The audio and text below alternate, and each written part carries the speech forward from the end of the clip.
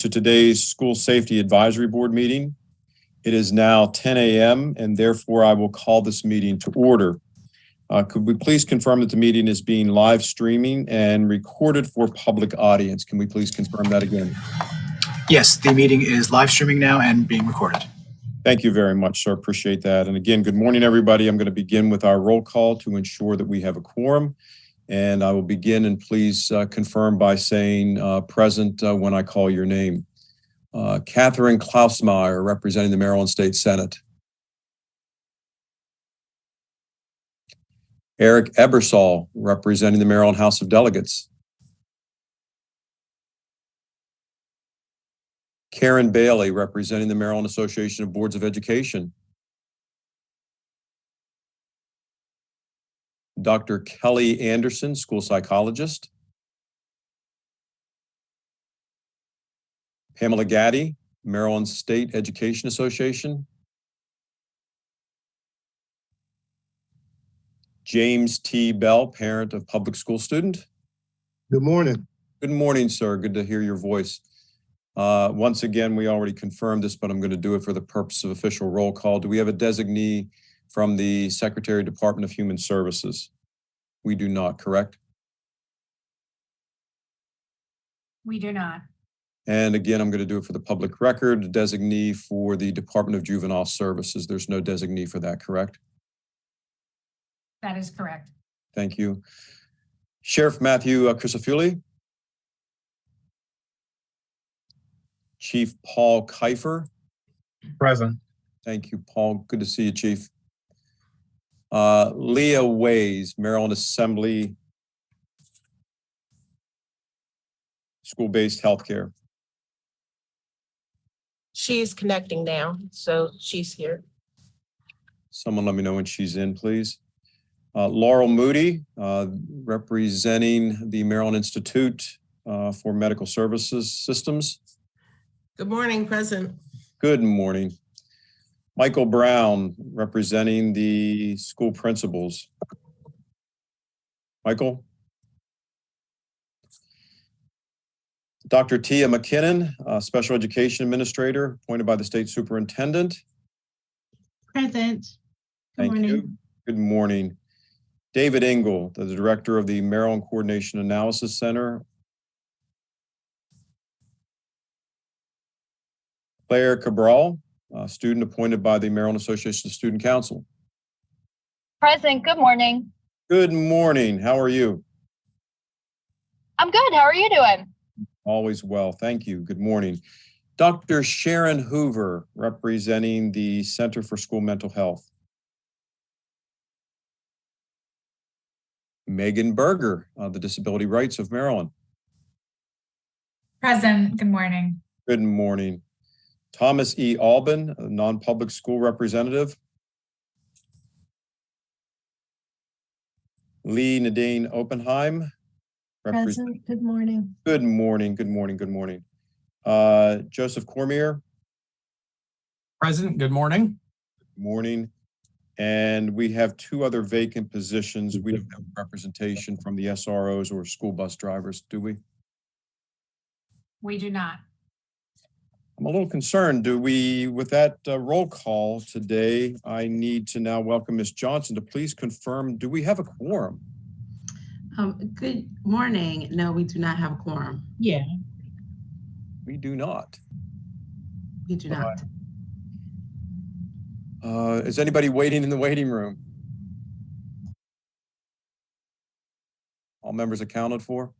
No, no one is in the waiting room, and Ms. Ways did join. Okay. Ms. Johnson, knowing we don't have a quorum, tell us what our options are here. You may proceed with the meeting, but you will not be able to conduct any business. So you wouldn't be able to do anything that would require a vote of the board. Wanted to enter that into the public record. So board members, please keep that in mind. I'm going to continue with the agenda. And as you know, we had a very wonderful meeting in October, held in person here in Howard County, and I was very pleased about that meeting. The October meeting was also recorded, and that recording is available at the MCSS website, as many of you probably already know. As such, there are no meeting minutes to be approved. So let's now move on to the agenda. Once again, our amazing staff from MCSS has sent all the materials for today, and the agenda has been provided for all of us. With that, it's a pretty robust agenda with a lot of things that we have requested, and I thank you for that in advance. With that said, are there any additions to today's agenda? Hearing none, I would like to have a motion, please, for the, well, I can't do any action, correct? So I'll just move through that. That's correct. We could come back to approving that if you like, if after a few more members join. Okay, with the agenda, okay, I'm going to just continue with your guidance as we go. So we'll have no motion at this point for the agenda, but as members join, we'll come back to that motion. So I'm going to continue, members, if we can. I do want to foreshadow in my welcoming comments today. I've had the honor and privilege to serve as a superintendent for 19 years, 9 in St. Mary's County, 3 as a state superintendent in West Virginia, and 7 in Howard County. Lots happened since our last meeting. I have announced my retirement after 19 years and 40 years as an educator. My last day on the job will be January 10th. And therefore, I cannot continue in this role that I've enjoyed so much. So with that foreshadowing, we will be addressing that at the end of the meeting, assuming that there is a quorum, but there will have to be an adjustment for who will continue as chair, and we'll provide some guidance on that at the end, but I'll have some more comments there as well. With that said, during our last meeting, we requested that the MCSS staff arrange a presentation on Handle with Care program. And I am so pleased that you followed through with that request in such a timely fashion, because I'm a big fan of the Handle with Care program. And today we are joined by Christine Fogel, the Trauma-Informed Care Program Manager with the Governor's Office on Crime Prevention, Youth and Victim Services. Ms. Fogel manages the Handle with Care program among her many other duties. Ms. Fogel, thank you for joining us today and sharing this information. And I'm not sure if you have other staff members with you. I see that you have some names on your slide, but I am thrilled that you're here and the significance of this program as it tends to the well-being of our young people who experience trauma. So without further ado, Ms. Fogel, I'm going to turn this over to you. Morning. Let me share my screen. As I do, the other individuals that are going to be sharing with me are specifically people who work within the jurisdiction. So their information is more jurisdiction specific, but each of them have a certain niche. And I'll let them tell you about that when it gets to that time. Just a little warning. Number 1, I have a cold. So if I'm coughing, I apologize. And number 2, I have way more information in these slides than I can actually cover in a presentation. So I am going to go through them very quickly so that you have the information and highlight what I find most important for this particular group. So this is me. This is the office that I work at. One of the job duties that I have is the Commission on Trauma-Informed Care, which is established in legislation. It's an independent commission of the Department of Human Services, and it's chaired and staffed by our office.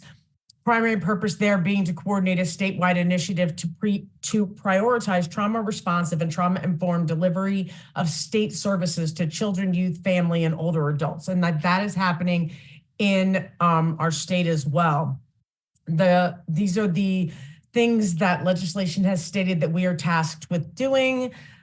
And again, the ACEs Aware program, we do have a document that was created by the commission to outline what the framework upon which we believe trauma-informed care should be happening in each of our state agencies. And that will be presented to the state agencies at the appropriate time.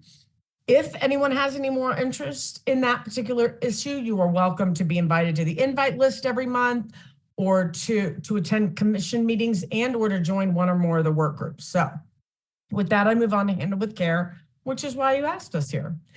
For those of you who are not familiar, adverse childhood experiences were discovered in the 80s to have a direct link to adult health issues. And so it is important for us, and the reason for Handle with Care is to make sure that we are dealing with children as they experience adverse childhood experiences, as opposed to having them just build up.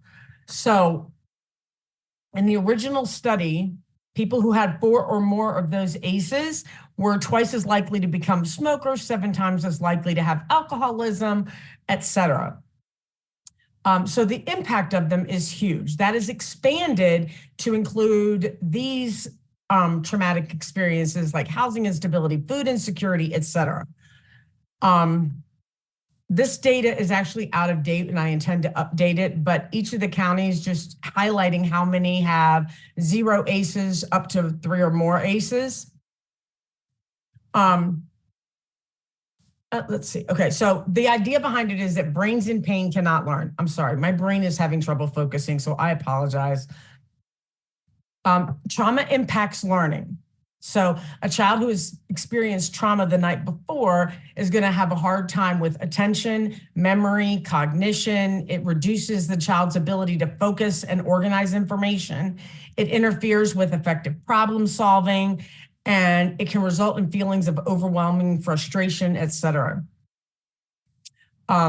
These are statistics that the organization in West Virginia that originated the Handle with Care program came up with. And it states that 1 in 4 children attending school has been exposed to a traumatic event that can affect learning or behavior. And trauma can impact children in giving them lower GPAs, higher rate of school absences, increased dropout rates, more suspensions and expulsions, and decreased reading ability.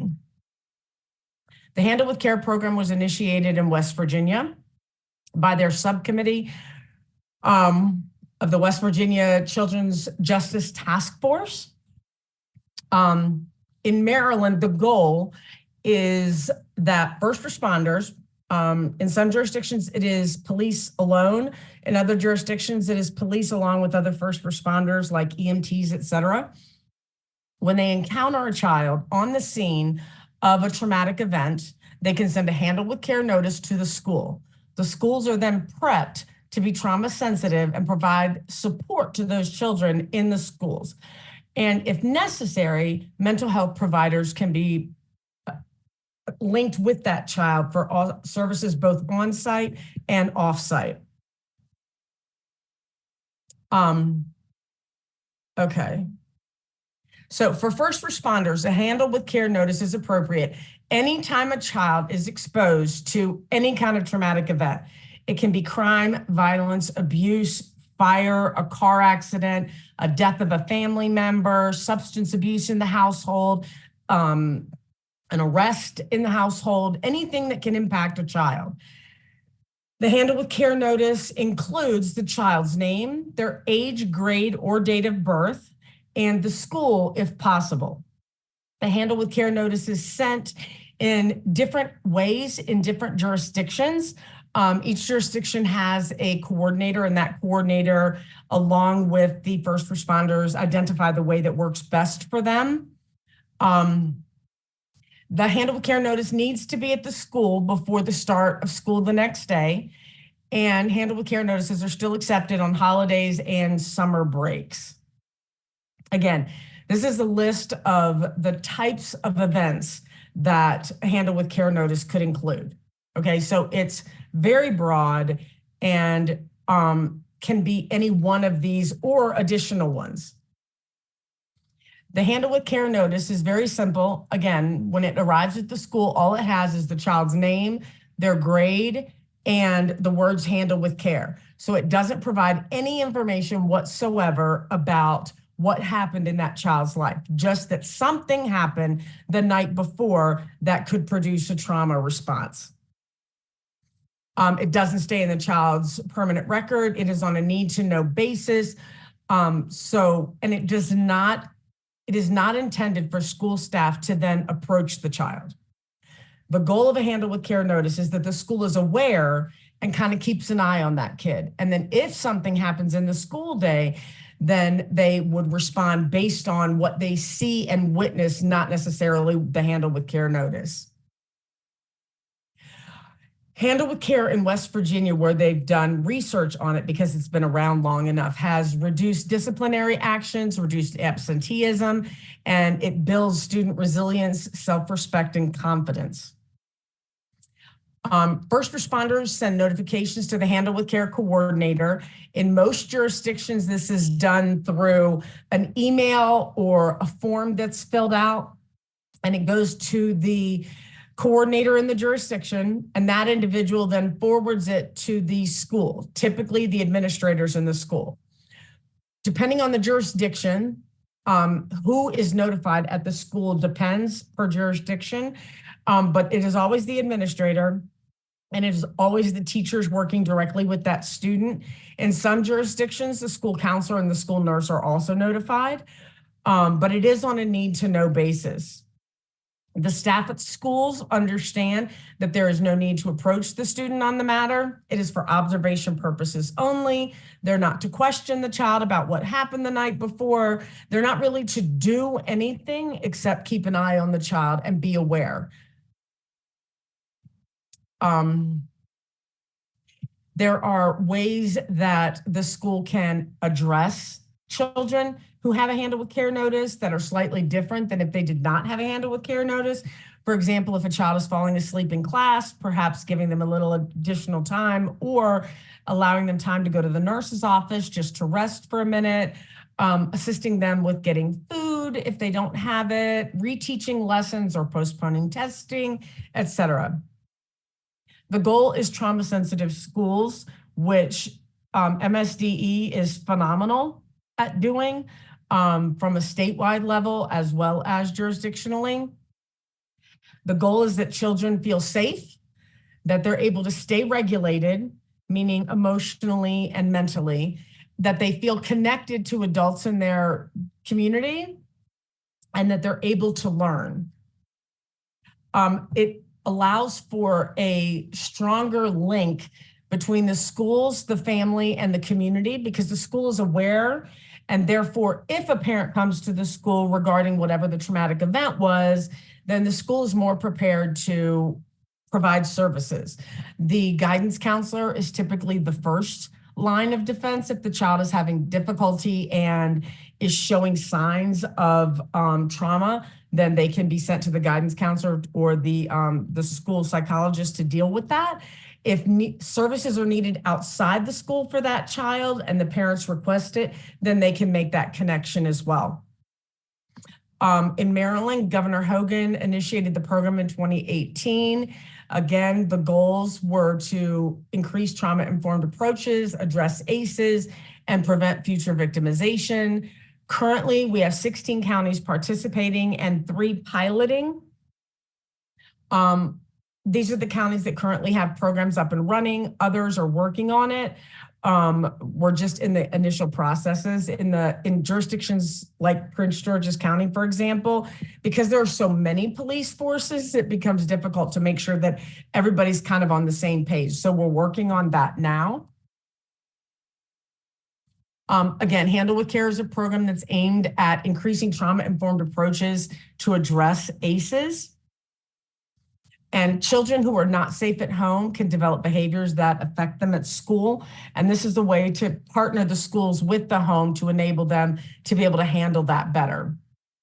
It doesn't excuse bad behavior. There is accountability. It does not replace mandated reporting of child abuse and neglect. So if someone within the school system receives that information, they are still required to make a report, as are the police and or EMTs on the scene if they are aware that the child has been abused in some way.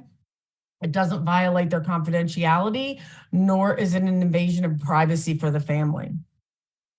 It does help with identifying youths that have been exposed to trauma and violence. It provides a heads up, and it connects children with accessible mental health services. And with that, there are 2 people that are here to present, and I am going to hand it over to Pilar first. Pilar is, how do I unsave? That's the one I need to do.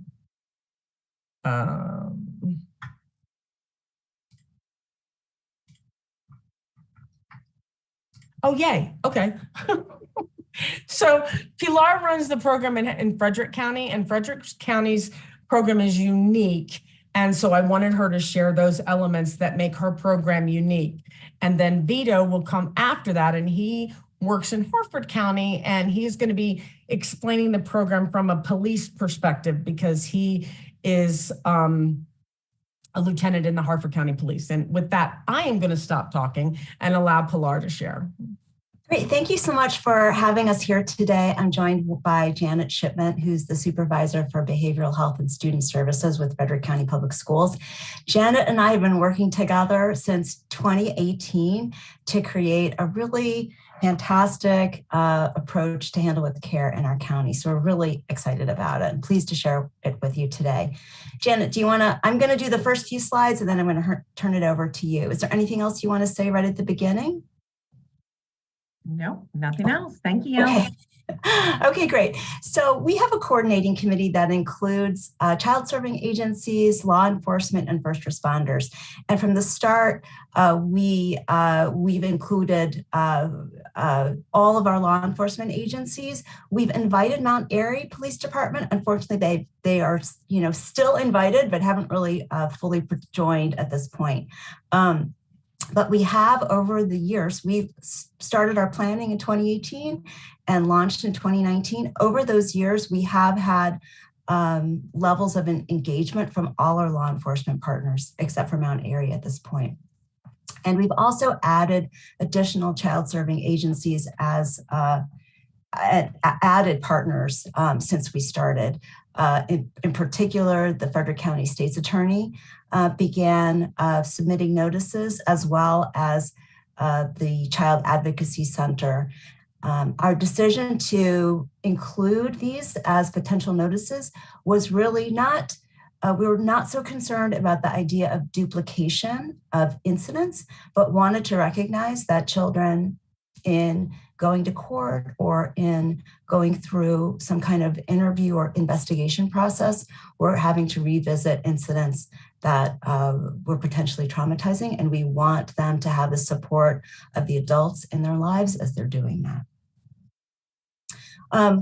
Our story in Handle with Care in Frederick County actually starts before we ever had funding, because there has been a really active group of people starting in 2016 in the early childhood space that were really trying to raise awareness about the impact of adverse childhood experiences, as Christy described. And they started identifying champions across institutions. So Handle with Care started, the why was in place before the funding or the staff was in place to create Handle with Care. And then in 2018, Janet and I worked together to really create a vision for this system. And that vision was that instead of like in West Virginia, the focus had been on a single feeder system in a very high intensity law enforcement area. And what Janet said right from the start is we want all our public schools involved in this. When we brought our law enforcement partners together and we met with them individually to talk with them about what would work for them, we were able to bring all of them on board. We brought EMS in right from the start. And so that really helped us think about a whole system of first responders working together. We had to match our design with the organizational mission to create the platform. We'll talk about more of that. But when you're creating a vision for what you want your system to look like, if it's going to be for everyone, we really have to make sure that whoever's hosting that, whatever information is being collected, really matches the organizational mission of the host of the web platform. We realized we wanted to take advantage of technology to make sure that we could automate things that wouldn't be chokehold, requiring one person to make sure that they were always transferring all the messages, because we wanted, with a large system of, we now have 70 schools, we wanted to make sure that information could flow as seamlessly as possible. Not that there aren't any times when there needs to be a little personal help to get information through, but we wanted to automate it as much as possible. And in 2018, we designed that system, we found a host, and we started engaging and training the frontline first responders who'd be responsible for getting some additional information and then adding it into the system. We launched in 2019. We started reinforcing that frontline support with surveys and feedback back to them. We formalized that training. FPD, a Frederick Police Department, actually instituted a general order later in 2019, and we developed reports. And then from 2020 to 2023, we've spent that time re-engaging the frontline as needed, and we continued our reporting. So our automated system looks like this. It involves all Frederick County Public Schools, all 70 of them. We have a web-based form posted by Frederick County Public Schools, which automates notes to schools based on school selection. We placed that link to the web-based form on all the first responder mobile data terminals. So it's really easy for them to access. And as a result, we see really strong participation. Just a little detail on the Frederick Police Department. They did create a general order. That was in 2019. We initially started their training with roll call, which we also did for the Sheriff's Department. We also did for Maryland State Police. And now they've changed that to an annual training. That's just kind of automated in their training platform. And then we provide monthly reports to reinforce participation. FPD is particularly proud of the number of reports that notices that they are sending. So, and I think, Janet, this is the last slide I'm doing, and then I was turning it over to you. So this is the data that's being collected by our first responders. It's required the first and last names. We divided into cohort by age for 4 and under and 5 and above. We did that because we wanted to help with identifying children, and that kind of helps us somewhat. We did not, our original thought was we would collect date of birth, but that was that sort of infringed on some privacy issues that the schools, FCPS had. We do collect the school name, and that's critical because that is what the system relies on forwarding the emails. And then we collect incident date and time. But that incident date and time is really for our back-end reporting, and it's not shared with the schools. And then optional is middle initial. All right, Janet, I'm turning it over to you. Okay, thank you very much. So Frederick County Public Schools used a mock form for our online bullying, harassment, intimidation reporting form. And so when we met with our IT department, that form was in the back of our mind because it was already a platform that was out there that was fillable. And then, you know, once you select a school, then it's sent to that school. So we went with mock form and just created a form. They created the form that included the information that Pilar just outlined. And so you can go next slide. Once they complete all the information on the form, and those of us in school systems know that we need to be very cautious about that personally identifiable information of students. While we're not sharing the information is being entered by the first responders, we still needed to limit that information. And so the first responder would fill this out and enter, again, all of the information that's listed on the screen. And then it would go a step further, and our IT department, you can hit next slide, Pilar, was able to pull out some of that information so that only limited information was going to the school. So they get an email that looks like this. The student below was present, you know, at a scene that required that first responders were present. And basically our training was keep an eye on these students. You don't have to pull them into your office as a school counselor to have a conversation with them. You do not have to, you know, reach out to families. All you need to know is some traumatic event took place. They were present. keep an eye on them, take care of them. You know, that additional step where maybe it's not a student that normally would have their head on their desk every morning. And this morning, that student can barely stay awake. We get a notice to the teacher. That teacher then knows, okay, I know something's going on. I'm just going to leave them alone. I can offer up the health room. I can do whatever. So they get this email and notice that on the notice the school receives, it doesn't have who reported it. It doesn't have which agency. It doesn't have, you know, it does have the submission date. So we know, you know, about that date when the incident occurred. But it also does not include any information about the incident. The school, we don't need that. We don't need that to be able to take care of our students and just, you know, handle them with care, knowing that something occurred. And then, is this, Pilar, you want me to keep going? You want to take this? You can go ahead and do it. If you want. Okay. So once we get that notice, each of our schools has what we refer to as an incident distribution list. So in the system, if Pilar selects Newmarket Middle School, then maybe the administrators and the school counselors are all on that incident distribution list. So it goes to all of them. And so if it's for a 7th grade student, the 7th grade counselor then will take that. We had nice notepads from grant paper, but then they will notify teachers that handle this child with care. And they will make sure that as soon as they get the notice, they're communicating that information to the teachers. We do not, and we chose not to like forward it as an email because some teachers don't have their planning time until the end of the day, and that would be too late. You know, so we try and get the message to them as soon as it is received.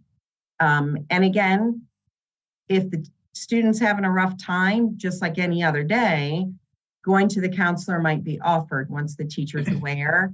But otherwise, it's just a matter of, you know, keeping an eye on them, making sure they're set, making sure that they, you know, are provided with options of the health room or, you know, going to the counselor, maybe behavior support, maybe they need breakfast, whatever it might be. Interrupt real quickly. We got about 10 minutes and I want to leave about 5 minutes for questions. I just want to give a time check. Thank you. Sorry to interrupt. I think we just have 2 more slides. You're good. So go ahead, Pilar, because I'm not sure what this is. Sure, yeah. So this graph shows you the increase in notices by school year. So you can see that we've really had a really robust participation in the program. And with the last school year, you know, a little over 800 notices being sent. And we're on track to match last year's notices. Of course, we saw a dip during the pandemic. And then the last time I was able to grab this notice, you can see that the automated nature of the system, it has enabled Frederick County to really lead the state in terms of sending notices to our schools. So this does not represent Frederick County students experiencing more incidents. It just means that we have this really barrier-free notice system. Okay, well, thank you so much. And I think it's Vito's turn.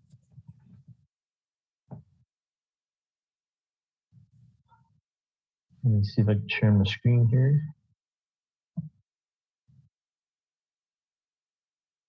All right. Good afternoon, everybody. My name's Vito Menzel. I'm a lieutenant with the Harford County Sheriff's Office, and just a couple highlights from my CV that would be of note for this group is for 9 years, I had the privilege of serving as the program director for our Child Advocacy Center. And then for 2 years, I was assistant commander in our Community Services Division, which is where our school policing unit is located. So I commanded the SROs there. And right now I'm currently in our Police Operations Bureau on midnight shift at our Northern Precinct. So bear with me because I worked last night. So I was asked to come here to talk about our program a little bit and also handle with care from the law enforcement perspective. And I really feel that it begins with the grounding in ACEs, very similar to Frederick. We started our journey into handle with care by getting into the ACEs research. Around 2016, I was appointed to the State Council of Child Abuse and Neglect, and that's where I really started to learn about ACEs. And in 2017, in April of 2017, we hosted a public screening of the documentary film Resilience. And that was the beginning of our ACEs steering committee. And it was that ACEs steering committee that eventually we came upon the Handle with Care program and decided to work on that. So we started work on that in early 2017 and began piloting it in a feeder system, and now it's in our entire county. So in the interest of time, I'm not going to play this video, but this is a ACEs primer that was developed by the folks who created the Resilience documentary. When I have about 5 minutes to explain ACEs to somebody, this is a really quick and easy way to do it. But I'm sure that it's very well familiar. Again, I think this really does start with ACEs. So the ACEs science has continued to expand since we first got involved with it. So when we first got involved, it was basically looking at the household. It was looking at abuse, neglect, and household dysfunction. And then additional studies began to look at the negative effects of the community on the child, you know, poverty, food deserts, institutional racism, things like that. And that has also been expanded to the environment. You know, you can imagine children that live in floodplains and things like that are experiencing, you know, some heavy traumatic incidents. So ACEs in Maryland, if no one's ever seen these numbers, about a quarter of our population has experienced 3 or more ACEs. This comes from the CDC's BRFIS study, the Behavioral Risk Factor Surveillance System study. And the most prevalent ACEs in our state, the top 3 are emotional abuse, parental separation, divorce, and household are the 3 most prevalent. And then in 2018-2019, the Maryland Youth Risk Behavior Survey, Youth Tobacco Survey asked 4 of the ACEs questions from Maryland's youth.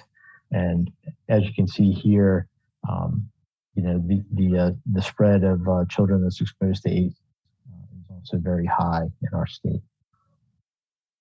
And then again, as the research has continued to evolve, the big buzzword right now is positive experiences. You know, we were so focused for many years on the adverse experiences of children, and groups started to begin looking at the positive experiences and how that can benefit children. So if you ever have, you know, someone from the Hope Group come do a presentation for you, it's very uplifting and very informative.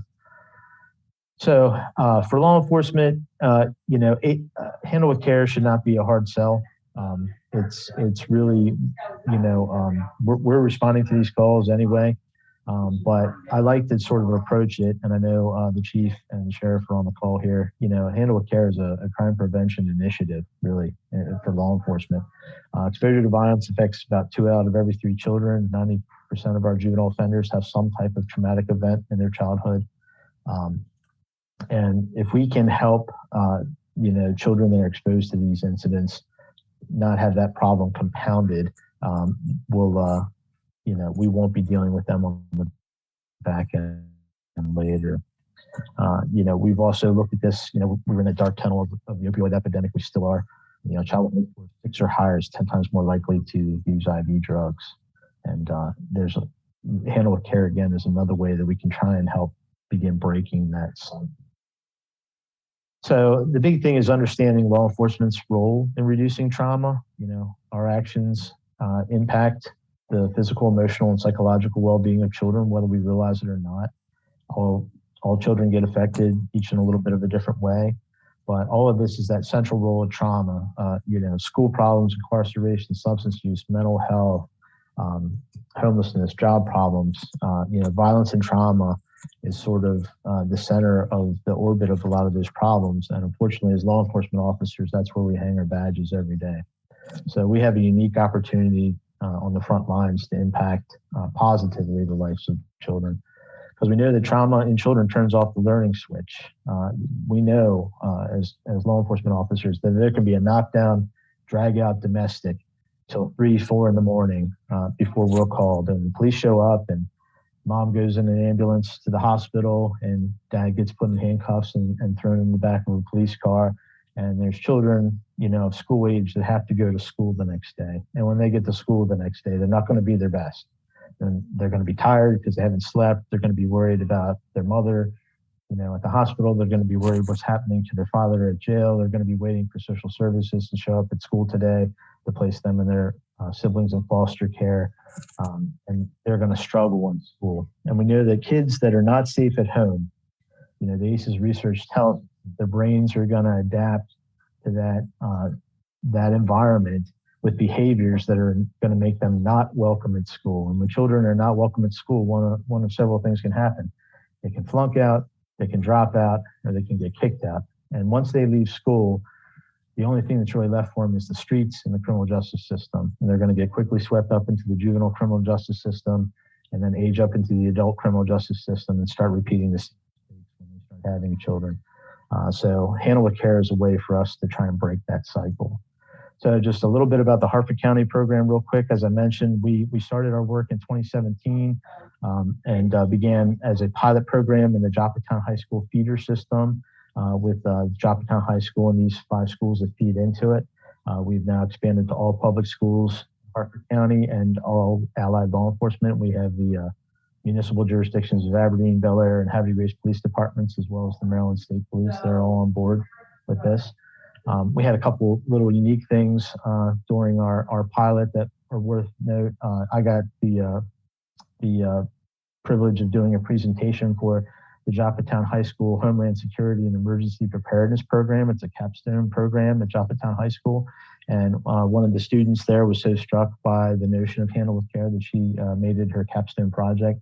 So here we are on capstone night, and that's Jessica Wheeler from the governor's office who came along with several other members. It was a real highlight for that student. It was really good for us because she made her capstone project on the youth opinion of the program. So she was able to survey her peers and find out how they felt about what we were doing with this program. We were concerned that students would think this was an invasion of privacy and it wasn't going to be beneficial, and they didn't want us to do it. And her research, limited though it was to that small little data pool, was actually very, very positive, and students saw the benefit of a program like this and supported it. We also use VOCA grant funding to provide for an early evaluation of our Handle with Care pilot by an organization known as the Heiser Group. So these are just a couple little highlights here. And basically, we just showed that we were able to show that we dramatically increased teachers and law enforcement officers' familiarity with trauma and ACEs and what they can do about it. So we were very happy to be able to do that. We also have a unique program within the sheriff's office that gave us a little leg up. And this program's been running, I think, since 2005. We call it the TRACK program, Trauma Recognition and Coordination. It dovetailed so nicely with Handle with Care because our TRACK coordinator, she's kind of the conduit for a lot of these Handle with Care notices as they travel to the school. And she's able to take that limited information in our notice and compare them to the police reports that she receives and identify at-risk youth and at-risk families and offer further support to them when necessary. And that help us identify gaps if we receive a police report but a Handle with Care notice wasn't. And then basically, I really love Frederick's system. Ours right now is just handled by email. All the law enforcement agencies, they have a Handle with Care email distribution list. It goes to all of the members of our public school system, student support services. And the body of the email is just the child age and date of birth and school if they know it. And subject line of the email is Handle with Care notice. The nice thing is if the families are uncooperative with law enforcement at the scene, or something like that, we can send minimal information. A lot of times the schools are able to research that based on the address or something like that to still be able to help a child. But moving forward, our public school system has developed a QR code because we're going to be bringing on fire and EMS, and they'll be able to scan that code and it'll go into a similar database type thing like Frederick's using. We also developed this little quick reference sheet for our law enforcement officers. So side 1 is just the basics of the program, and side 2 is just some trauma-informed tips and tricks in dealing with families in these situations. There's a lot of great resources out there. The International Association of Chiefs of Police, they have a policy for safeguarding children of arrested parents, or a program on children exposed to violence. Those are really excellent resources. The National Child Traumatic Stress Network, they also provide some resources on trauma-informed law enforcement systems that are real beneficial. So like Frederick, we piloted this initially through roll call trainings, and now it's part of our annual training on child abuse that's mandated by the state every couple of years. And all of our entrance level deputies get this. I think when we started this, entrance level deputies might have only been getting a day or half day of child abuse training. Now they get 2.5 days, and an entire half day is just dedicated to ACEs and trauma-informed awareness around this issue. So we see the most fidelity with our youngest officers, probably because of that really in-depth training that they receive. They watch the resilience film, we get a 90-minute ACE interface presentation, and we've even taken to playing the brain architecture game from the Harvard Center for Developing Children with them. So it's pretty robust with that. Real quick, I know we're short on time. Just to plug another resource there, through Christy, I was able to connect with this author, Wendy Sanford from Florida, and she wrote this book, How to Handle with Care. So if there's any jurisdictions out there that are struggling with a way to implement this, it kind of walks through all the different disciplines that need to be involved. And I was, very proud to contribute to Chapter 5 on the section on law enforcement for her. So it's available at all the booksellers. You can get it from Amazon and anywhere Barnes and Noble you might want to get it from. Again, success in school aids success in life. So this is just about helping children succeed in school to the best of their ability every day. So if anyone has any questions, if you scan the QR code on the left, you can get copies of this presentation and other handouts. And the QR code on the right is my full contact information. So very grateful for you guys to have us. And I should also mention that our director, our current program director of our Child Advocacy Center, Paul Marziali, is on the line too, for questions. So thanks very much. Thank you very much, Ms. Vogel, Ms. Olivo, Ms. Shipman, and Lieutenant Menzel. I think I've met additional members of my tribe. I really appreciate your dedication and lifting this program up. I was in West Virginia as state superintendent when this program was being developed and lifted up, and it just ties into all the data of which you talked about, sort of the ounce of prevention versus a pound of cure. I mean, really identifying with children who experience the ACEs and tying that into then the impact of academic achievement. Extremely pleased with that. However, I want to commend both you, Harford County, and Frederick County for your data in terms of what this has been lifted up. It's that whole philosophy of what gets measured gets done, and then the impact that has on young people. So thank you for taking that to the next level, which begs my question, in regards to what I'm defining as a spiky implementation, the data across the state. You have these exemplar programs to then non-existent programs. And then what recommendation would you have to add some additional strength to the implementation of this program statewide, so it's perceived now as optional? In some states, counties are not doing it at the level of which you've identified. What would then be another move that could be made to really provide additional strength to this delivery model? Anybody? I know that I had conversations, and the system that, and my brain is not going to grab it right now, the system that is utilized by MCSS to coordinate the call center has a plugin for Handle with Care that would be in addition to that call center plugin, and it would enable Handle with Care to be statewide, and it would go through the system the same way that Frederick County's is doing, but it would be for the entire state because that system already has all of the schools in there, et cetera. It would just add the Handle with Care plugin, and I think that would be phenomenal. In terms of the jurisdictions that are not currently participating, I am working with Maryland State Troopers at the head to try to get them to institute the Handle with Care program. They've started a training on ACEs with their officers. And so they will be hopefully in the next year instituting a program, training them to participate and connecting them with the local resources for getting those notices in. And then in the additional jurisdictions, I'm working with the Criminal Justice Division of our office to try to coordinate with more law enforcement agencies to get those programs up and running. I think there were a lot that were in the works during, like, before COVID, and they sort of disbanded once COVID hit. And so it's just a matter of putting in the work to get them back together at this point. We do not currently have a requirement at the state level that all jurisdictions participate.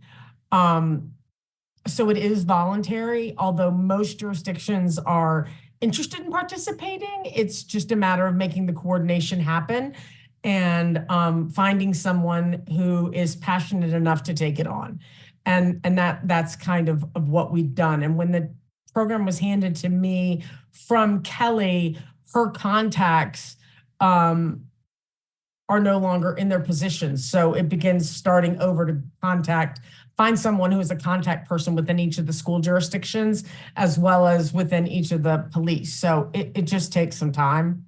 Right. Well, thank you for that. And I encourage Frederick and Hartford to continue your excellent efforts.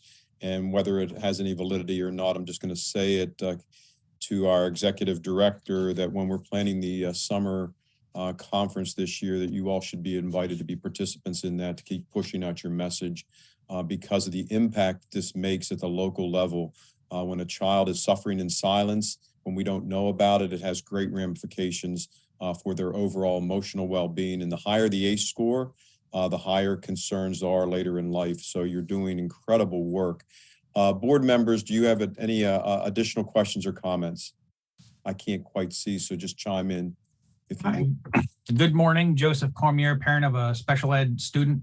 I appreciate your distinctions between ages up to 4 and then 5 to 18 for the school age kids. I would ask that you also, when you're asking for the age of the child, you ask if they're in an infant toddler program, a 3-year-old pre-K, a hippie, a Head Start, or any kind of daycare, because those, they might be, for-profit, institutions for daycares, but they would still benefit from having this heads up to monitor a child who's, been subject to an adverse incident the night before.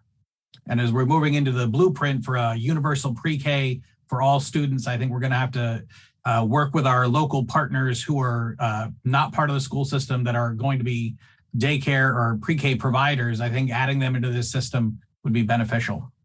Thank you for raising that. We have been collecting that information, and it's primarily just used for our awareness of the percentage of children, which ends up being about 20% of the children who are present are 4 and under. A small percentage of those are in public pre-K, and so teachers and counselors are able to do that observation that Jen described. At this point, again, I was talking about organizational mission and how do we identify those children where they are situated without violating privacy. I think that becomes the kind of organizational challenge, and which agency has the mission to serve them and to collect information and then follow up on them without violating their privacy. So this is where it really becomes complicated, and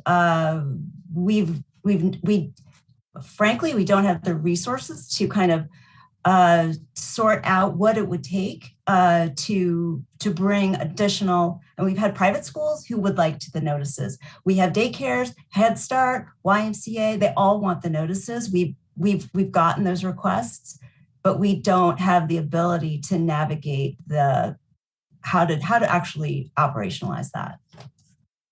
Thank you very much for that question and information. Any other questions or comments, board members?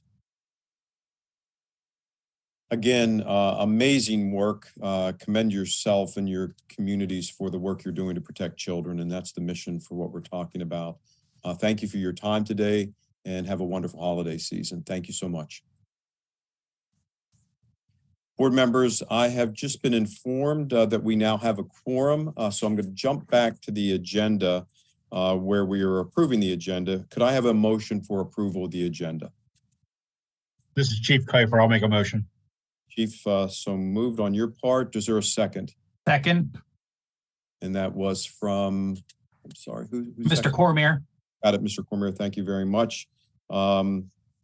We have a motion and a second. All those in favor, just signify with your hand up, please. Thank you. Agenda is approved. Now let's continue on with the rest of our meeting. Board members, following along on the agenda, I'm now going to move in to the advisory board bylaws. And as you may remember, during our October meeting, I directed Ms. Bryan and Ms. Johnson to develop an advisory board bylaws for the board's review and consideration.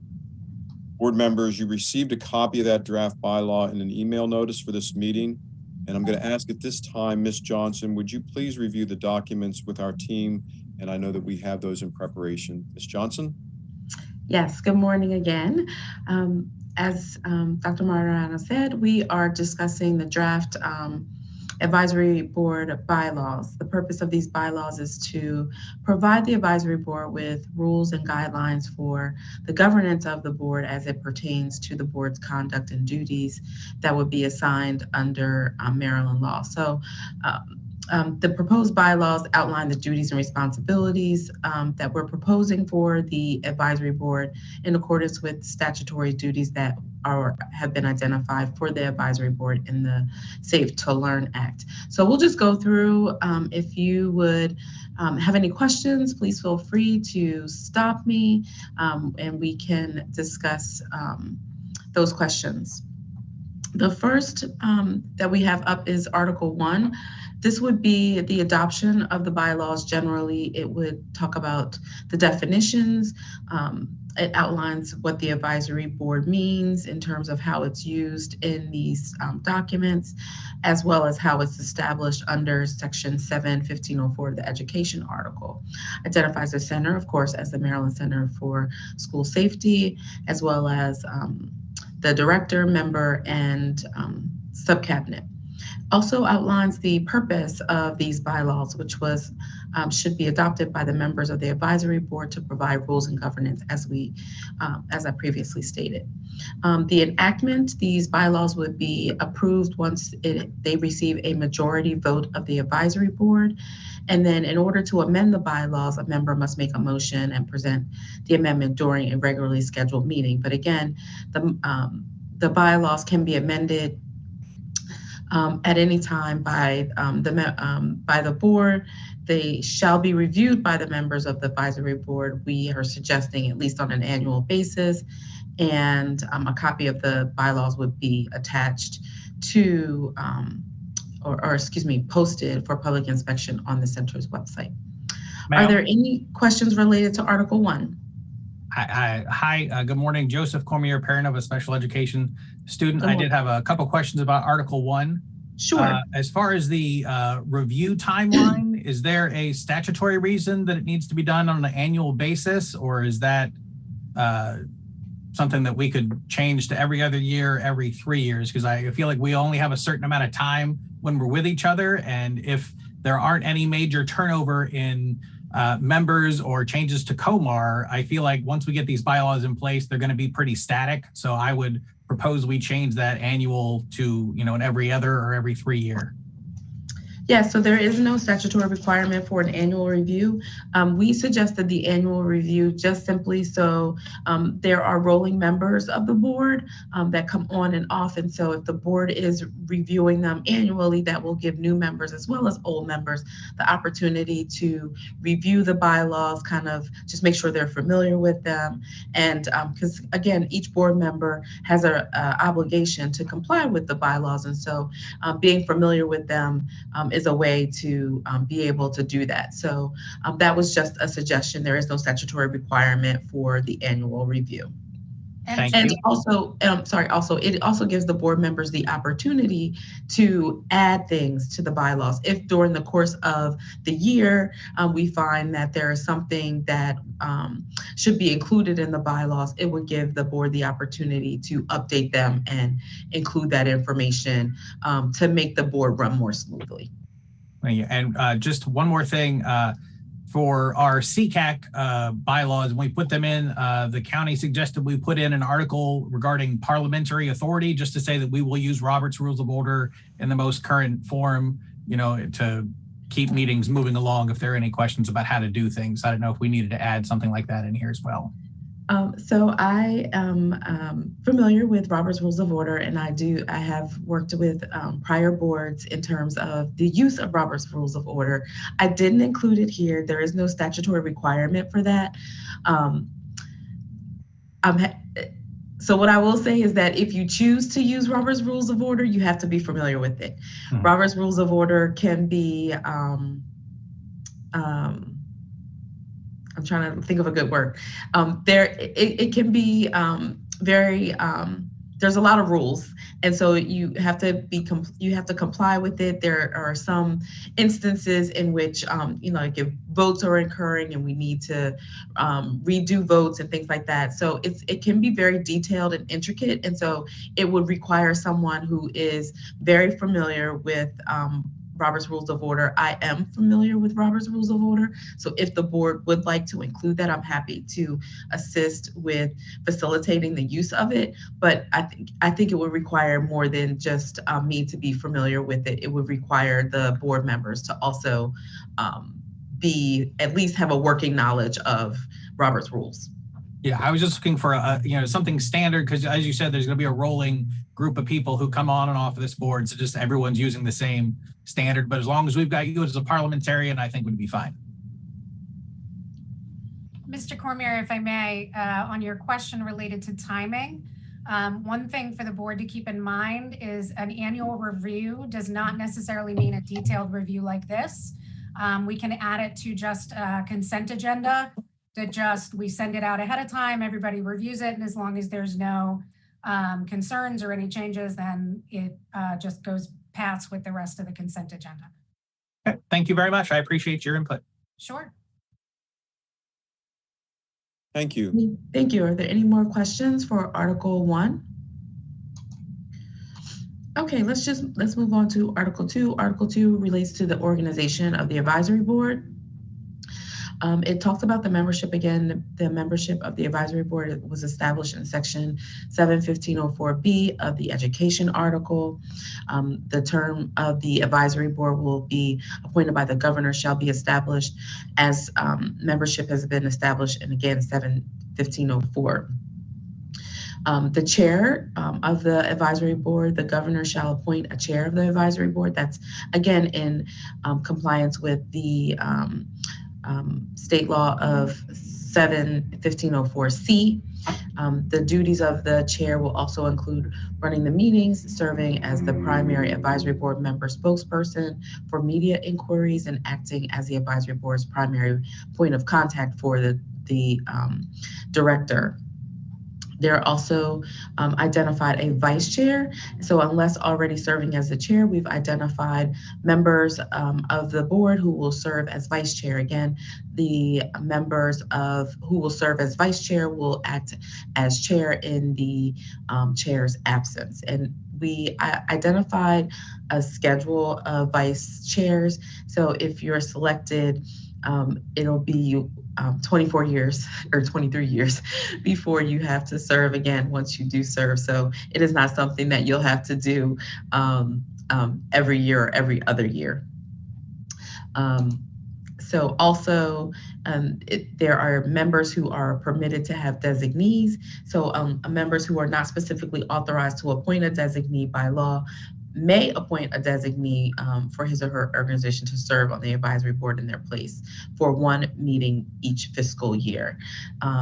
And we wanted to provide the members with some flexibility to appoint a designee to attend the meeting. If you are not able to, that would be limited to one meeting. and that would be related to each member, not just those members who are permitted to have a designee under the statute. Are there any other questions are there any questions related to Article 2? Hi, good morning, me again. Hi. Joseph Cormier, parent of a special ed student. Just for the designees for someone like myself or Mr. Bell, who's the parent of a public school student, is there anything we need to say about designees or which roles are allowed to have designees, or is that just, I've never done this kind of thing before? That's okay. The statute designates particular members who are allowed to have designees, such as the Department of Juvenile Justice and Department of Health and Human Services. So those particular members are allowed to appoint a designee. For those other members, such as yourself, the statute doesn't specifically give you authority to have a designee attend the meetings for you. So this is the board's way to allow those members to have a designee appear for a meeting for them once a year. And if you want to have a designee, then you would just shoot an email to the executive director letting her know that you're going to have a designee appear for that meeting. Okay, so that's more covered in the procedure than the bylaw policy. Okay, thank you so much. I appreciate it. Yes. Any other questions related to Article 2? Okay, we'll move on to Article 3, which relates to meetings. This article outlines the regular meetings the advisory board shall meet on the first Monday of the month in October, December, February, March, and June. The location of those meetings are going to be conducted in person and will be advised to be determined by the chair. The advisory board will also meet via electronic platform in December, February, and June. Public notice of those meetings must be provided prior to the meeting, and public meetings have to be made in accordance with the general provisions article of the Annotated Code of Maryland, Section 3-302. Again, that section just advises that notice be provided on a reasonable basis, and then the notice provided shall clearly state whether the meeting will take place in person or via electronic format.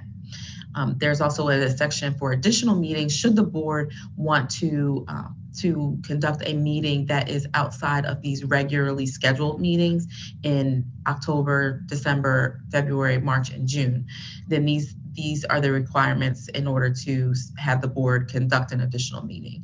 Again, the chair would be in the position to say that an additional meeting is necessary, that at least 3 days prior to that meeting, we would set notice. But again, that would also be in accordance with Section 3-302, it would need to be reasonable notice. So if we know 2 months or a month ahead of time that we need to have an additional meeting, we shouldn't wait until 3 days before. We could do that prior to the 3 days, but 3 days would be the very least we'd be able to schedule an additional meeting. And then any additional meetings would be publicly live streamed and video recorded. The chair, it has the ability to cancel a meeting should that be necessary. And then there are rules of order for the meeting. We would have to have a quorum, which we've done today, and that quorum must be present in order to conduct official business. So it's kind of sort of what happened today. The board would be able to move forward with meetings, but we would not be able to conduct any business, take any votes if a quorum is not present. And then a quorum, and this defines what would constitute a quorum, in that a quorum is shall constitute a majority of the board members. According to the statute, there are 24 members, so a majority would be 13 members in order to constitute a quorum. And that also says here, in the event of a vacancy, which is what we currently have, a quorum shall constitute the majority of members currently serving on the advisory board. The chair will also set the allowance for public testimony. It is the preference of the advisory board that the public will make requests to the chair to provide testimony in advance of a meeting. And the advisory board, with the advice of counsel, shall follow the requirements of the Open Meeting Act. And then the section 3.3 identifies what would be required for the meeting agenda. Each advisory board meeting is going to identify these particular items.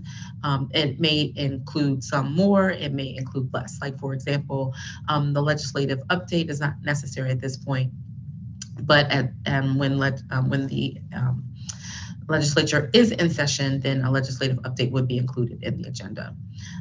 It also talks about minutes, in that in-person and virtual meetings will be live streamed, recorded, and transcribed, and then those recordings will be posted on the website. So we won't have physical meeting minutes, but they will be included on the center's website. Are there any questions related to Article 3? Yeah, real quick. Section 3.1c under public notice, I assume that all open meetings requirements and compliance would be covered in that section. Is that correct? I'm sorry, 3.1c. Under public notice, so all open meetings requirements would be covered in that section. Is that correct? Yes, that's correct. So again, this section of the Article of General Provisions 3.302 outlines what's required for public notice of meetings, and so that's all included there. Okay, thank you. Does anyone have any other questions about Article 3? Okay, so we'll move on to Article 4.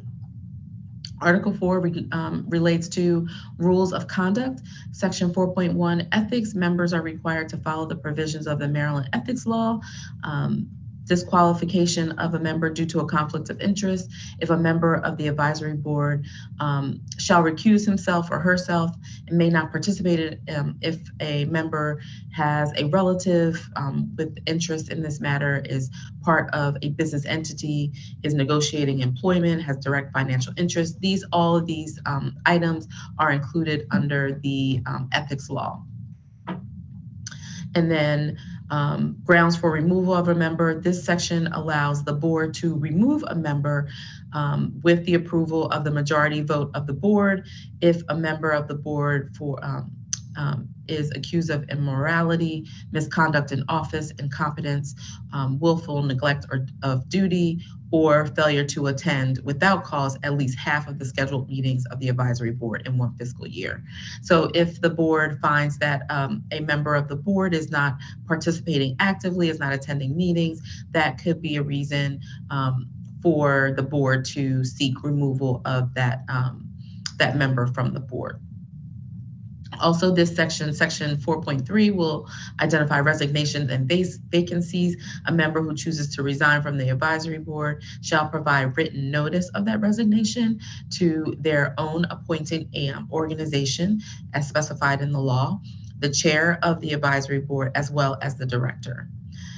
A member who is replaced on the advisory board by their appointing organization shall also provide written notice to the chair of the advisory board, as well as the director. Section 4.4 states that members shall expend the time and effort necessary to ensure that they fully understand their duties and obligations and participate as members of the board. Are there any questions related to Article 4? Real quick, and I think I know the answer. When you were going through Section 4.2, the removal of a member and the cited numbers, immorality, misconduct in office, incompetency, and willful neglect, was there a reason why insubordination was not included on there, or just didn't, it's not germane to an advisory board, or more so for employees? So we didn't include that there because I think insubordination is difficult thing for the board to determine, and that is something that's more probably assessed by the appointing authority.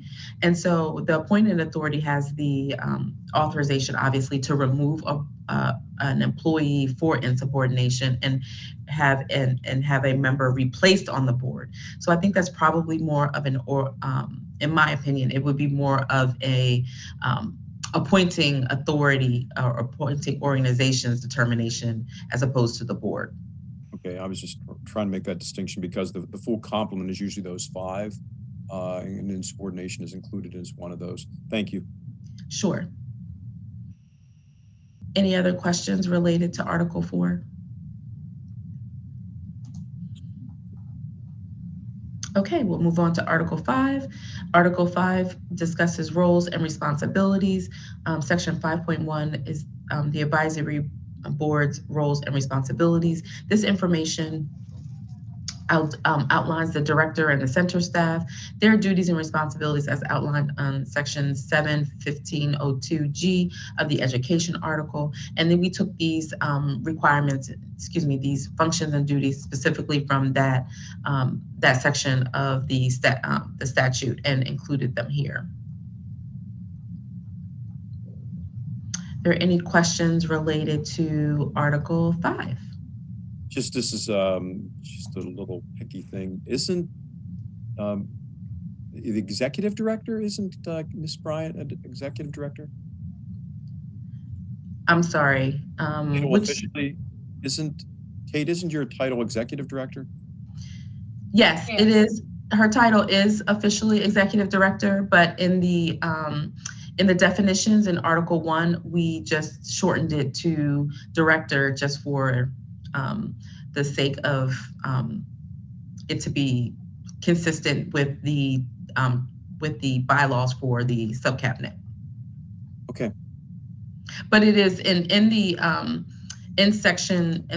Article 1, we do define it as executive director. We just abbreviated it to director. Okay, because I saw it referenced, and then I know that's the official title. I just wanted to give it the credence of which it is. Yes. If the board would like, I'm happy to revise it so that it states executive director throughout. Yeah, and we'll change that definition in Article 1. I would just give you the feedback to be consistent because it's confusing to see it as executive director and then director here, and that there's a distinction between those titles. So my recommendation would be to be consistent. Okay. Will do. I will go back through the bylaws just to ensure that it is consistent. Do you have a preference for director or executive director? I think the title is executive director, so I would keep it as executive director and make that reflect in the bylaws. I will do that. Any other questions related to Article 5? Janine, it's Kate. So I put a note in the chat from Director Engel, going back to 4.1b. He's making a recommendation to replace himself and herself be changed with themselves to ensure we have more inclusive language within the bylaws. Will do. Will that change be throughout, Ms. Johnson? I will absolutely go through. I tried to, when I was drafting the bylaws, to just include like member or and not specifically make it related to any gender at all. But I will go back through and make those changes, or I will try to make it remove gender altogether and just have it refer to the member. Thank you. Absolutely. Any other questions? Okay, we'll go on to Article 6, which is the last article. And this is just a non-discrimination and equity statement. This statement is that the Subcabinet Advisory Board and Center affirm that they shall not discriminate in any matter against any employee, applicant, or for employment or client of services. And this is consistent with the discrimination and equity statement that's included in the Subcabinet's bylaws as well. Any questions related to this non-discrimination or equity statement of Article 6?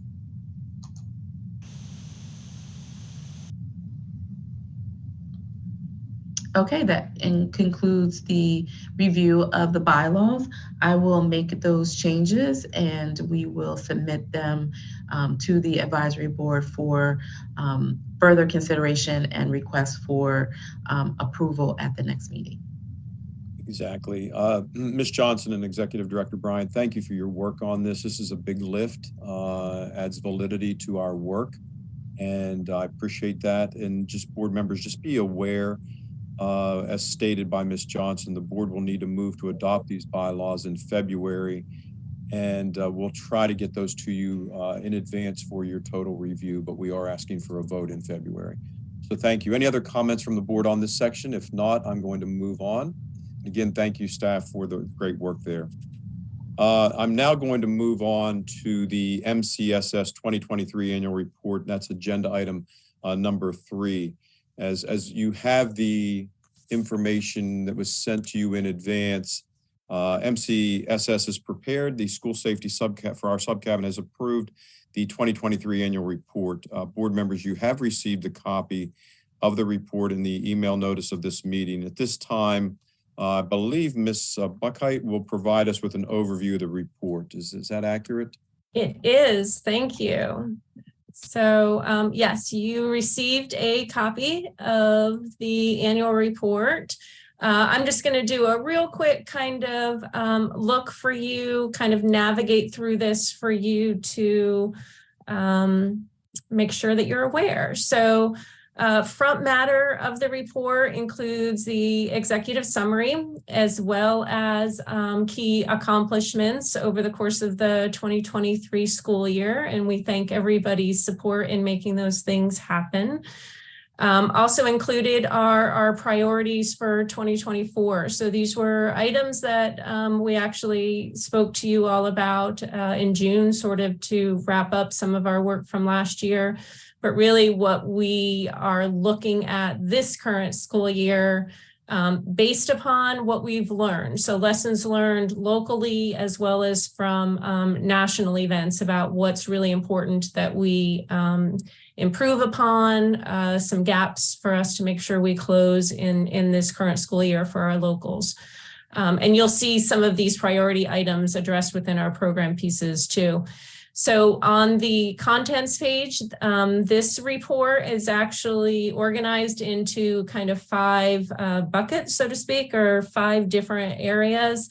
On this content page, you'll actually note, so if you're working inside of the digital PDF, when each one of these title slides, it will actually is bookmarked, will take you directly to that part of the report. So if I were to click on programs and resources, it drops me right to that title page, which then also has a tab here at the side that will take me back to the contents page. So it's a way to really easily navigate within the report. We have a lot of folks who use our report to find data sources, to look at specific programs and pieces. So we really wanted to make the report comprehensive, but then easy for folks to navigate through. So I'm just going to kind of slide through a couple of the big, so the required reports section for advisory for our members to note that we have submitted all of our reports actually ahead of schedule this year. And so these are hot linked. So also embedded inside of here are multiple hot links that can take you directly to each of these reports that's identified. But then we did kind of elevate one of the data points in terms of the number of SROs within our schools as most recently reported. The second section is grant information. So the grants pages really provide an overview of the grants that are administered by MCSS. So kind of total dollar amounts awarded, as well as then a brief description of each grant item. So for folks to, again, anyone to understand how grant money is being distributed for school safety efforts. And then on page 8, you actually get a little bit of a breakdown on how locals are using. So that Safe Schools Fund grant in particular, these are a bulleted list of some items that locals use, as well as then a graphic representation of how that money is being utilized by our local agencies.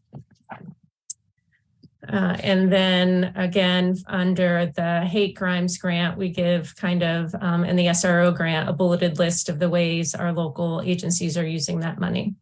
So the grants page is really total amount of information or dollars spent, as well as the manner in which folks are using those dollars.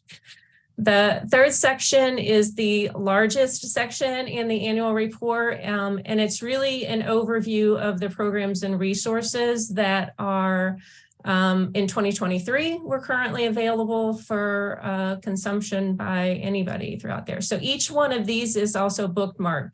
So this page is interactive. I could look at it and go directly to look at the SSMD reporting system. BTA creates an opportunity for folks to find what they're looking for and go to immediately to that. Each one of the program pages this year, embedded within the page, we've tried to embed actual data. So the data related to each of these items, you'll actually find living within the page. Have also tried to embed some kind of evidence-based research or why this program is important. So one of the concepts is that each of these sort of program pages can become kind of a standalone document. So if someone is looking for information just about emergency preparedness, these 2 pages actually could provide information to explain why it's important, what it looks like in the state of Maryland.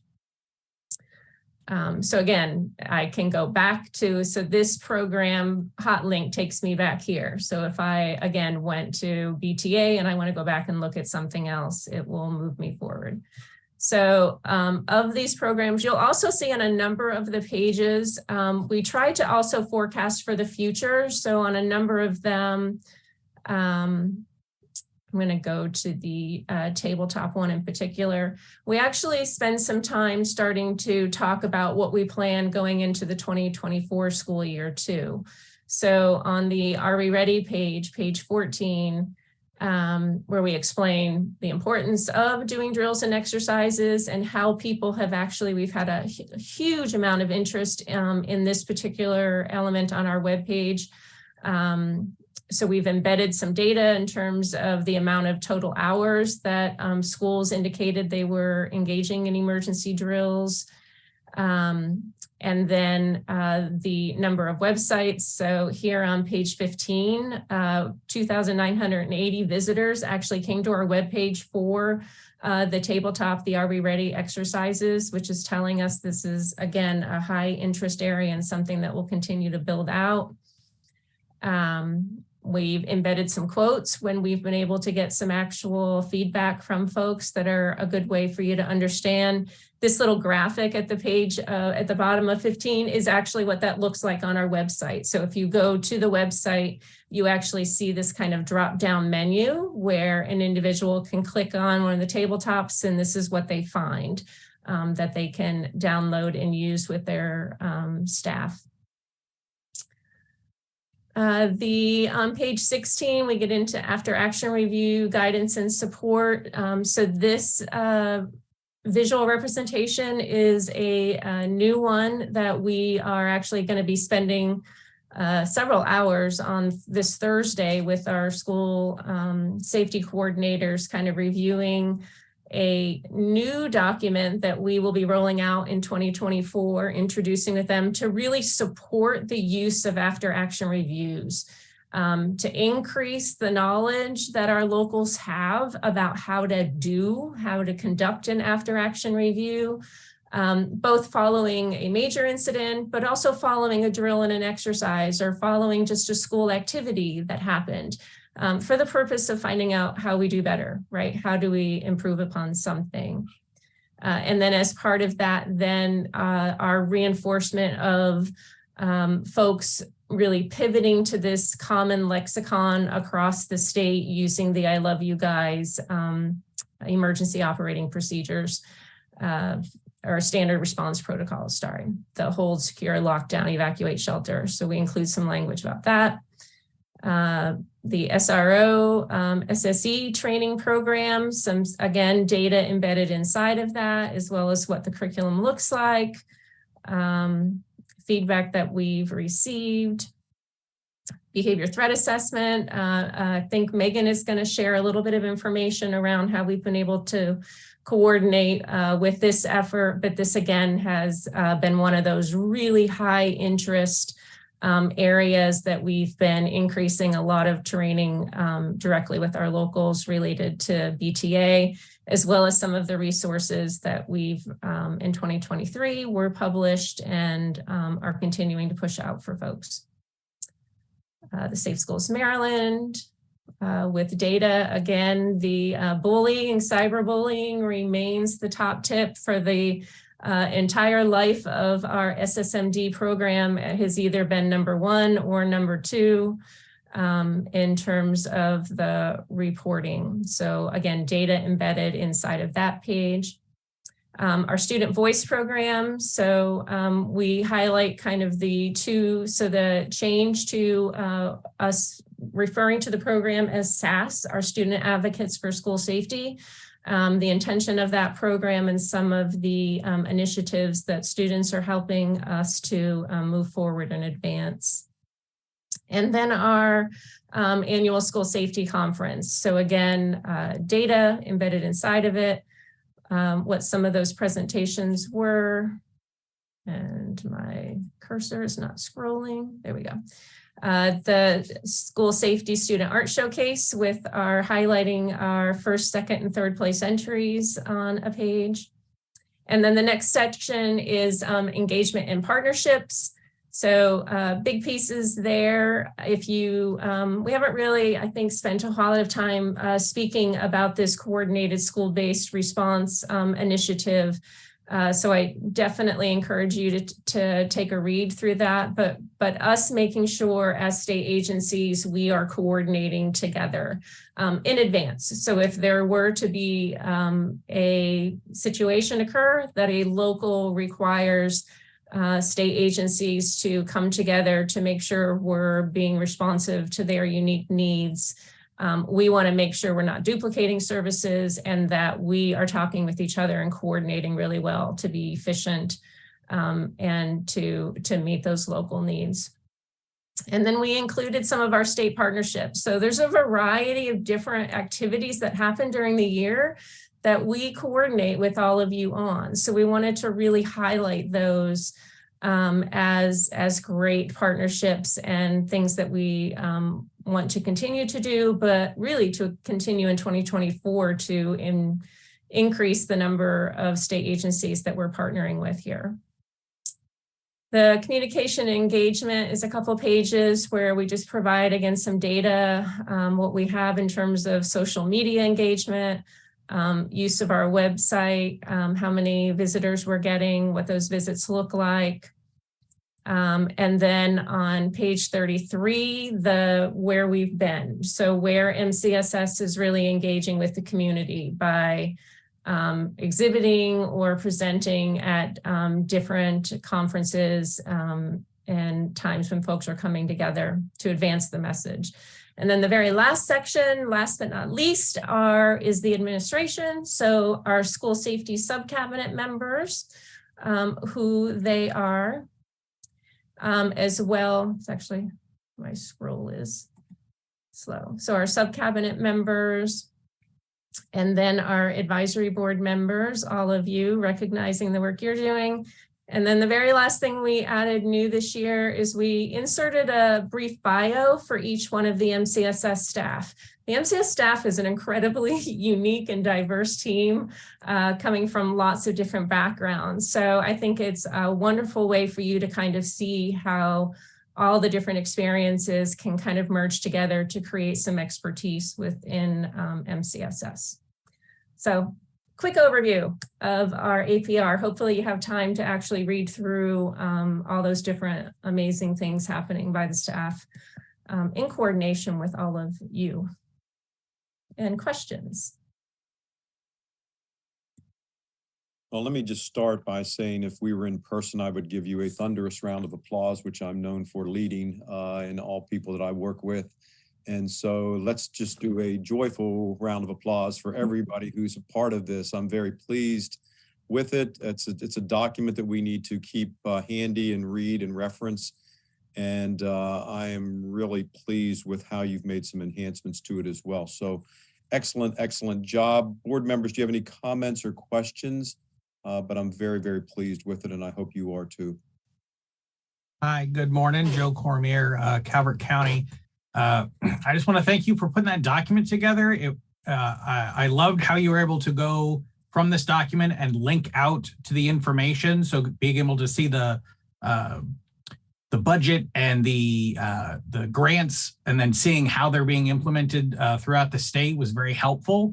And I just want to shout out the student art showcase. We had some students from Calvert County who were selected at that, and just seeing all the artwork from all the students was a fantastic way to integrate those kids into this process. And I think it helps bring that message of school safety into the classroom, and not just something we're doing out here in the abstract, that these kids are thinking about it too.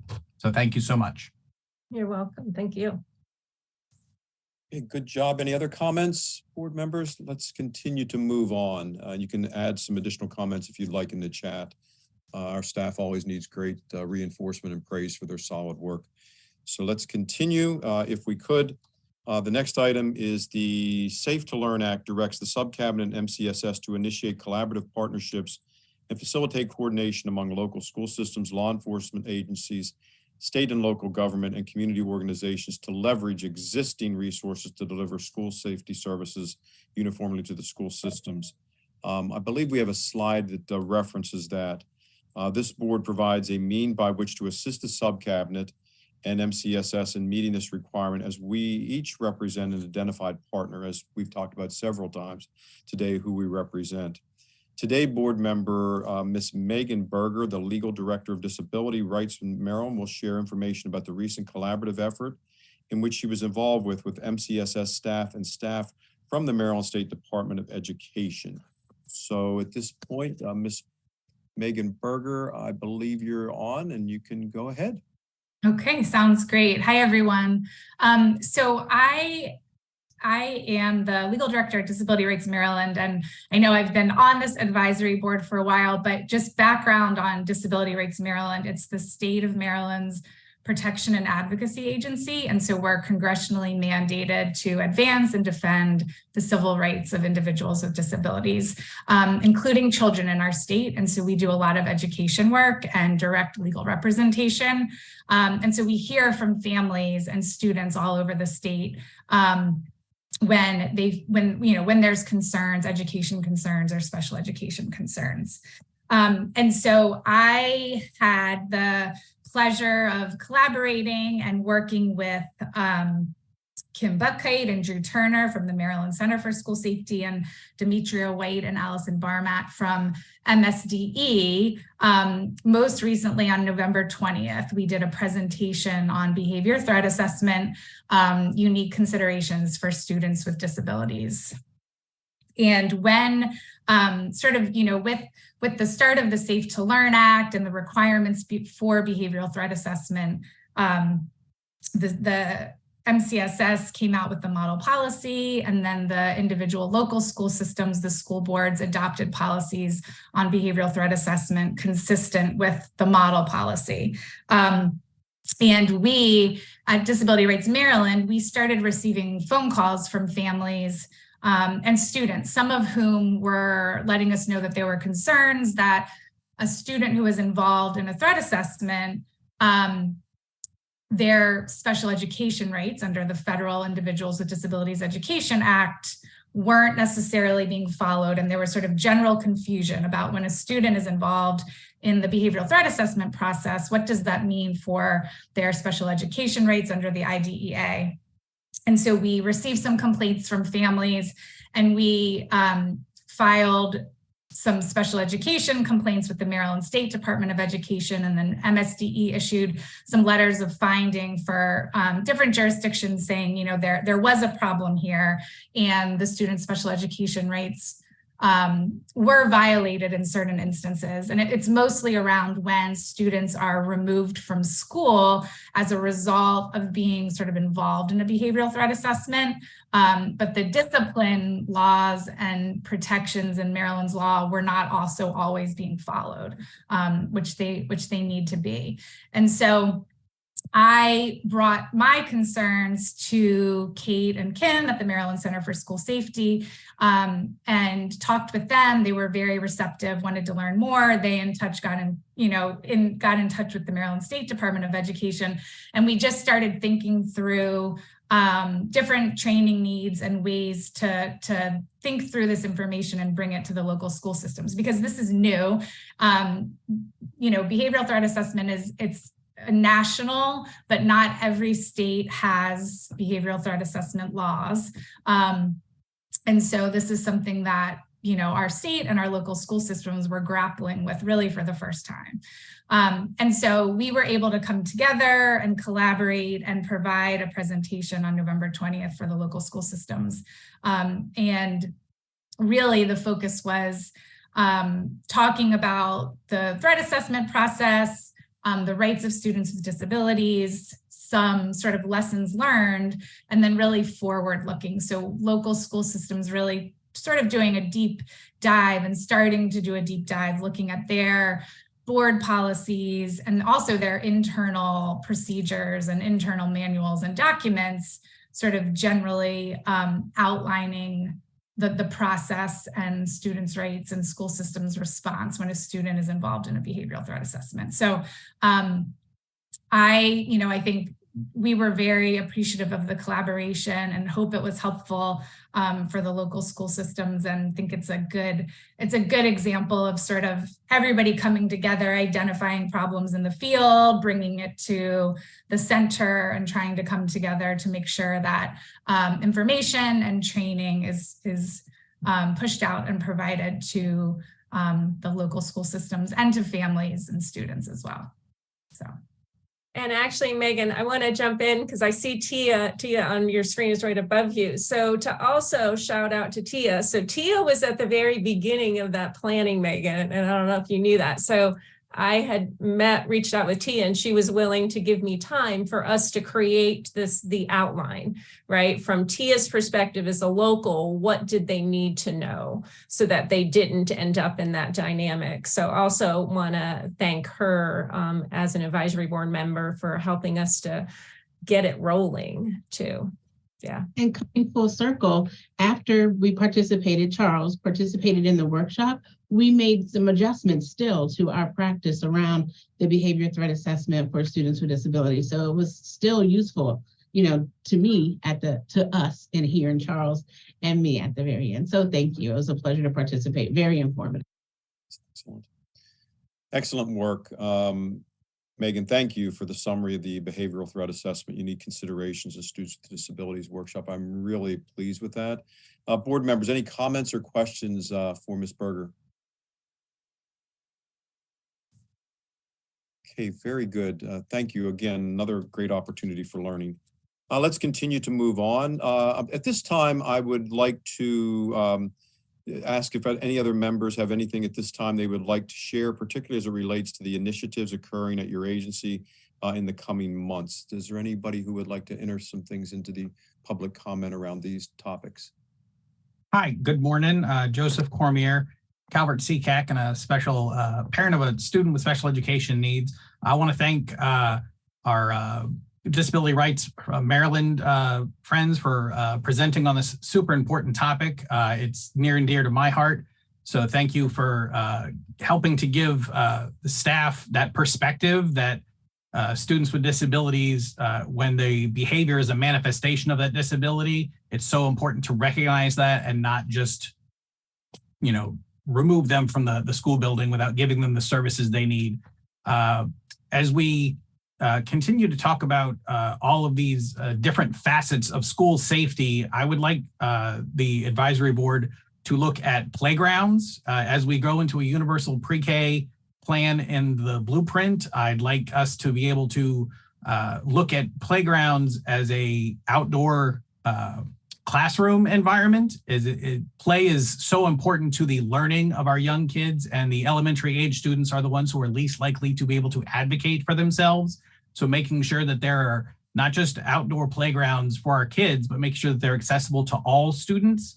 We make sure that there's, wide enough doors for wheelchairs. We make sure that there's elevators in buildings, but we need to also make sure that those outdoor learning areas are also accessible to those students, and that they can't just get to those places, but they have things to do once they get out there.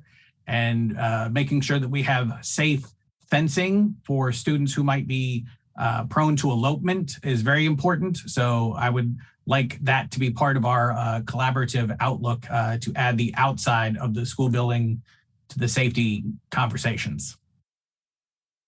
Thank you for that consideration. I appreciate it and support that effort as well. Other board members, would you like to enter other comments into the agenda today?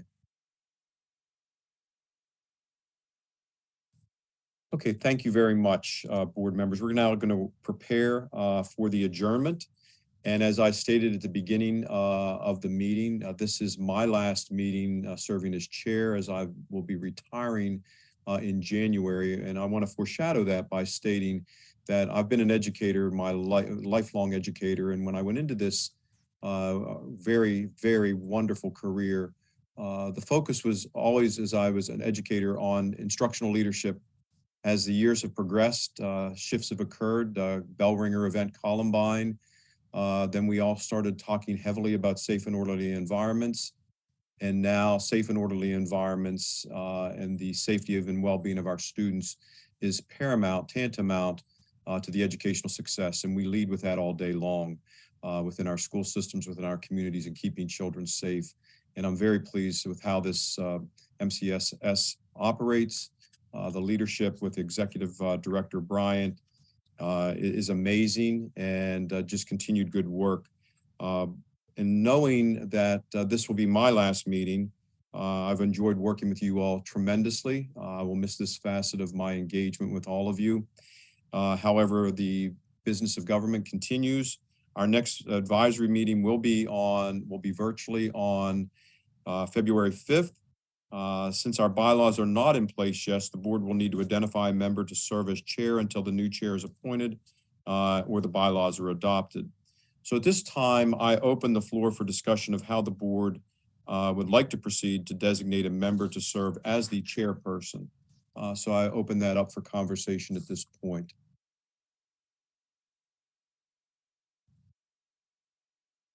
Any comments?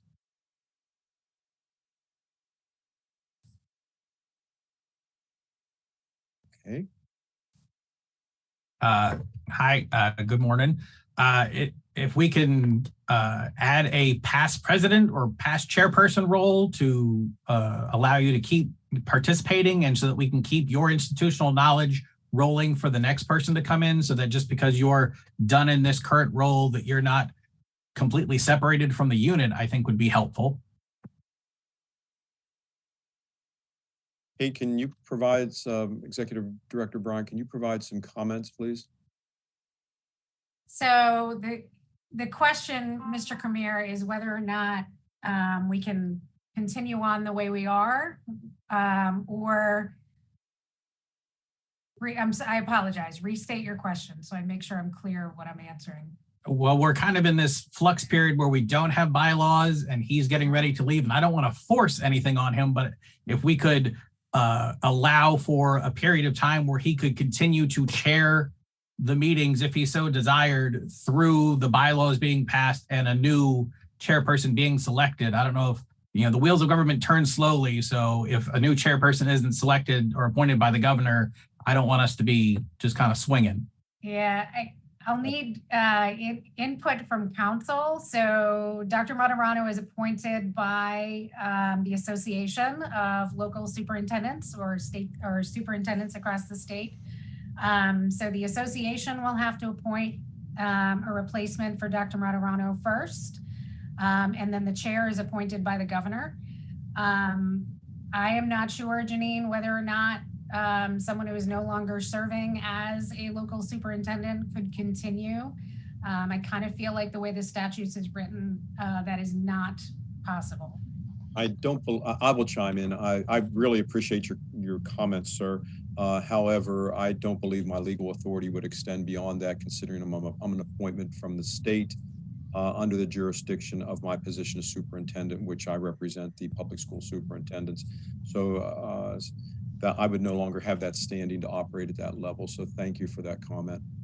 Yes, and the statute identifies specific members who serve on the advisory board, and a former member is not identified as a person who can remain on the board.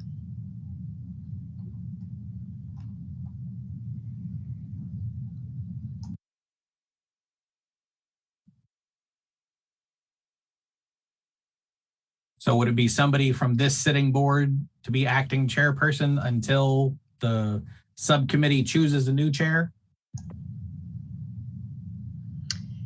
It would, so the chair is appointed by the governor is going to appoint a chair from the advisory board members. So it would need to be the governor who would appoint the chair, but the advisory board could select someone to act as acting chair until there is an appointment. Thank you for that.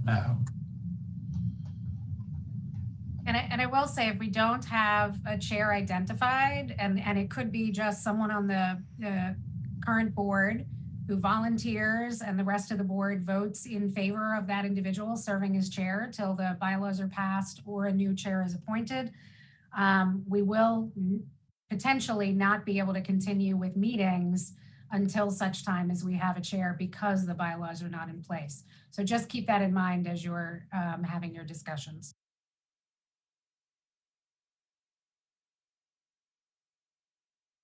So am I correct that we vote in the bylaws, or the subcabinet votes in the bylaws? So you will vote on your the bylaws for the advisory board. The subcabinet has already voted and approved on their own bylaws. So the vote that you will take in February, or would take in February, would be for the advisory board bylaws. So is there a reason, I know we made some modifications, but is there a reason why we couldn't adopt the bylaws with those modifications now? So the bylaws would then be in place?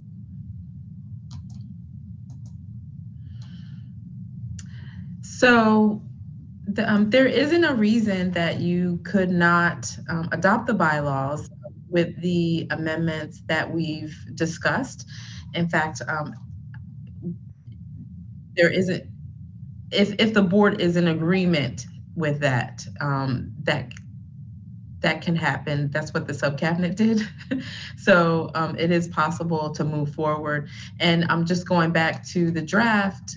So that would mean who would serve there. The bylaws identifies who would be the first vice chair, and it would be whoever's the member from the Senate of Maryland would serve as the vice chair.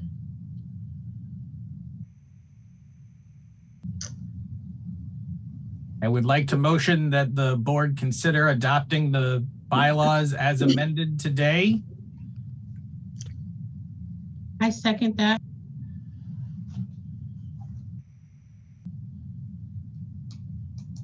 The member from the Senate isn't here, so we're just about to give him a job without being able to object. So there has been a motion made by Mr. Cormier. I'm sorry if I pronounced your name incorrectly, Mr. Cormier. Yes, Cormier. Mr. Cormier, to adopt the bylaws with the amendments or revisions that we've discussed today.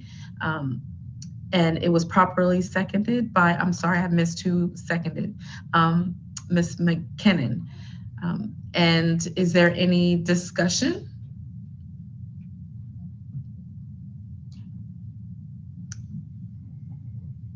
Okay, so Jessica is here. Are we ready to, are you able to count the votes to ensure that we have a majority of those in favor? I can, if they could raise their hands either on camera or raise their hand function in Or place, Zoom. okay, or you could place your vote in the chat if you prefer, whichever you prefer. All right, so all in favor of adopting the proposed bylaws with the amendments that the board discussed today, please vote yes.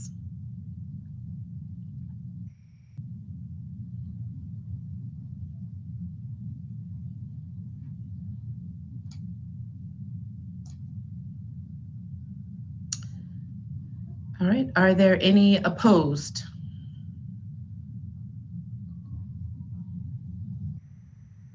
They were all yes. Okay, any abstentions?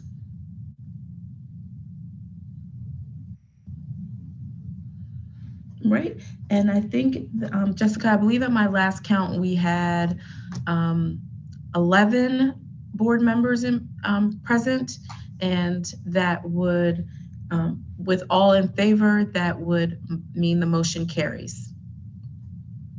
The bylaws as amended have been adopted. I will make the amendments that the board identified today, and we will send them out to the board members and also post them on the website. That would also mean that in accordance with those bylaws, the vice chair would be the member of the state senate for the February 2024 meeting. And Janine, we will make contact with the senator's office to make sure that they're aware. Thank you.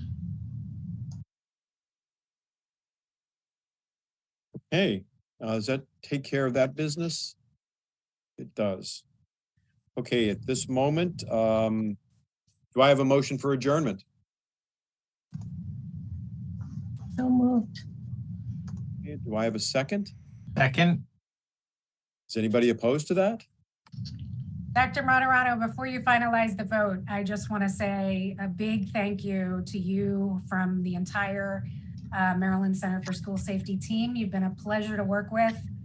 You've been an incredible chair and an incredible advocate for school safety across the state. So we truly appreciate everything that you've done in St. Mary's County, in West Virginia, in Howard County, and really for the School Safety Advisory Board. So thank you for everything you do each and every day, and we will miss you. Thank you so much. On that note, I really appreciate that. Have a wonderful holiday season, everybody, and I'll see you around. Bye, all. Happy holidays. Bye, everyone. Happy holidays. Thank you so much. It is.